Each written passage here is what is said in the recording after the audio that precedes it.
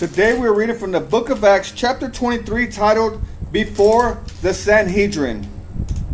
The next day, since the commander wanted to find out exactly why Paul was being accused by the Jews, he released him and ordered the chief priests and all the Sanhedrin to assemble. Then he brought Paul and had him stand before them.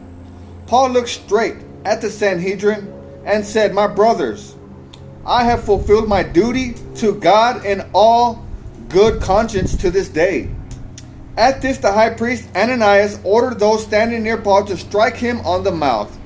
Then Paul said to him, "God will strike you, you whitewashed wall. You sit there to judge me according to the law, yet you yourself violate the law by commanding that I be struck."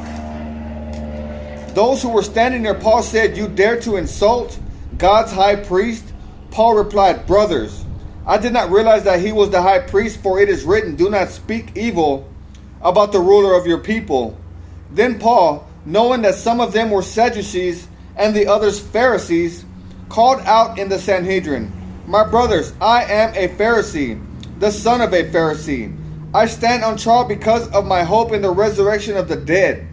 When he said this, a dispute broke out between the Pharisees and the Sadducees, and the assembly was divided.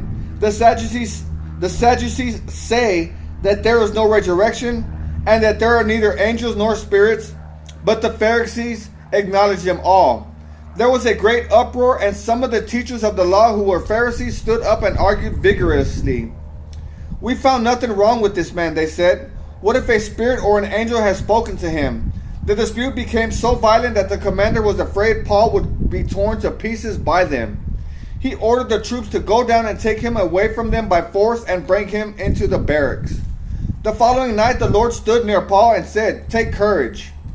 As you have testified about me in Jerusalem, so you must also testify in Rome." And I just want to encourage you with this word today. Seek Jesus with all your heart. Seek him today. Seek him now, because we are not promised tomorrow. God is the only one that holds tomorrow in his hands. God bless you, and I will see you at the top.